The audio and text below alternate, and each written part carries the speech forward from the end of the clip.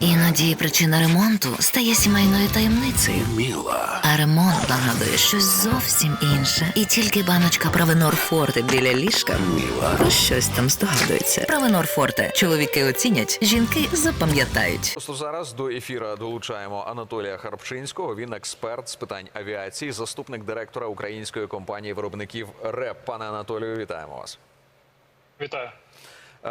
Моє перше питання буде стосуватися ось цих НПЗ російських. Чи можемо ми вважати захист нафтопереробних заводів певною такою, знаєте, ахілесовою п'ятою Російської Федерації?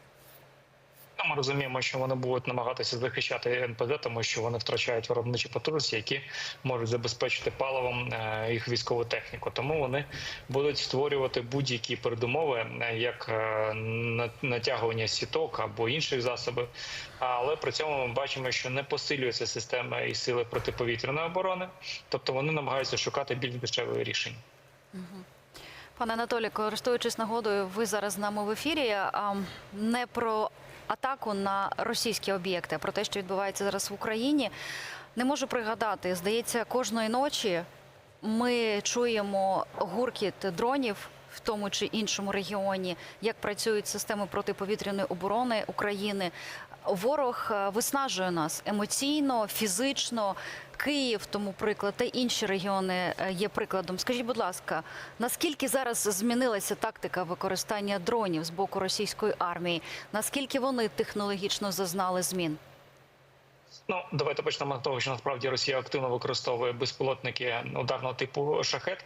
І збільшення виробничих потужностей Росії ми бачимо щоночі, тому що, наприклад, якщо у 2022 році Росія запустила всього 440 безпілотників, а в 2023 це було близько 3000, то наразі можемо казати про те, що близько 5000 було вже використано в цьому році. Тому тут я би сказав, що Росія намагається шукати дешеве рішення. При тому статистика показує, що зменшення кількість використання крилатих ракет для обстрілів. Тобто Росія розуміє, що війна йде на виснаження, тому шукає дешеве рішення для нанесення більшої шкоди по Україні. І тому ми неодноразово чули заклики з боку безпосередньо диктатора Путіна стосовно масштабування виробництва ударних безпілотників і створення певних технологічних парків, що дозволяє Росії зараз випускати таку кількість безпілотників по території України. Зрозуміло, що є деякі типи безпілотників, які імітують прольот за рахунок, наприклад, всередині шару на 3D-принтері надрукованому і обернутому фольгою, що створює ефективно поле розсіювання для класичної радіолокації, створюючи імітацію, наприклад, більш вагомих повітряних об'єктів. Але при цьому є, як ми бачимо, звичайні класичні дрони, які вони останнім часом почали навіть оснащати термобаричними бойовою частиною. От саме я хотіла про це спитати, пане Анатолію. А що це за складова термобарична частина? Зараз науковці дослідили, що в деяких шахедах вони були, ці частини. Що вони роблять? Вони одразу вбивають? Це боєприпас, який розсіює аерозоль, яка більш створює облако вибухової, яке може по шкоді нанести більше ударної сили. І це боєприпас, який використовується зазвичай проти будівель, проти укріплень, тому що проникаючи всередину, він завдає потужного удару за рахунок закритого приміщення, в якому розповсюджується вибухова хмара. І тому, в принципі, я би зазначив, що вони шукають не тільки рішення щодо спрощення, але й нанесення більшої шкоди, тому що зрозуміло, що ті можливості БК, які мають на собі шахет, вони недостатні для нанесення великої, наприклад, потужних таких руйнувань для, наприклад, якихось військових об'єктів або стратегічних об'єктів. Тому вони намагаються збільшувати це за рахунок зміни саме вибухової частини. Про вибухову частину теж, пане Анатолію, хотів уточнити. Чи можемо ми там говорити, чи, можливо, ви відстежуєте ось це, якщо воно є, звісно, ось це тяжіння при розробці великих, особливо безпілотних літальних апаратів, вони тяжіють до культивування ось цієї пробивної частини пробивної властивості, чи більш до ось такого ефекту, ну там я не знаю, на кшталт ось касетного боєприпасу, коли накривається велика площа, але кожен вибух менш потужний. Ну, знов таки, давайте повернемось до того, що будь-яка зброя, яка застосовується Російською Федерацією, передусім це терористична зброя, яка передбачає якомога більше нанесення шкоди як цивільному, так і військовим. І це головне, що треба зрозуміти, що Росія не воює проти військових об'єктів, Росія воює проти цивільного населення. І застосовує ударну зброю, яка використовується і при фронтові прикордонних місцях. Давайте подивимося, по Харкову випускається скільки крилатих авіабомб. І здебільшого це для того, щоб психологічно тиснути на суспільство, а додатково ще й мати такі наслідки у вигляді великої кількості втрат серед цивільного населення. Пане Анатолію, на щастя для нас, останнім часом з інформаційного поля зникли повідомлення про те, що Іран там має щось постачати Росії. Якщо пригадати літо, весну цього року, то ми з острахом чекали на таку відправку чи то шахедів, чи то ракет. Зараз, за вашими даними, за вашою інформацією, такої співпраці активної не ведеться між Тегераном і Москвою. Ми про це сьогодні говорили. Чому я питаю? Тому що наближається зима.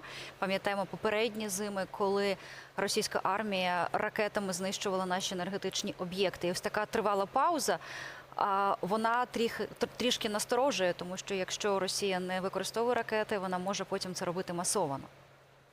Ну, насправді, ракети вони піднакопичують, але тут треба розуміти, що, наприклад, кількість використованих ракет на початку повномасштабного вторгнення і, наприклад, в цьому році відрізняється суттєво. Тому що якщо в 22-му році близько 2000 ракет, ми кажемо про удари по тилових містах України, то в цьому році було близько 1350. Про що це може свідчити? Це може свідчити, що все ж таки певні санкції працюють і є певні обмеження щодо отримання комплектуючих, які потребують для виробництва цих ракет. Додатково треба зазначити, що в принципі у Росії є певна проблематика щодо двигунів для цих ракет, і про це зазначалось під час оприлюдненої інформації, що Росія запрошувала у Ірану доступ до отримання технологій виробництва двигунів для крилатих і балістичних ракет.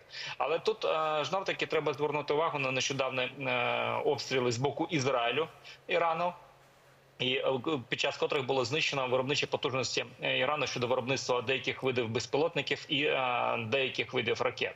Це, безумовно, позитивно може бути позитивні наслідки для нас, тому що Іран зменшені можливості Ірану щодо виробництва ракет, але тим не менш треба не забувати, що Іран, як і далі, може допомагати Росії обходити санкції в отриманні деяких комплектуючих. Тобто ми бачимо, як і раніше, літаки з Ірану прямують до Російської Федерації і постачають певні комплектуючі.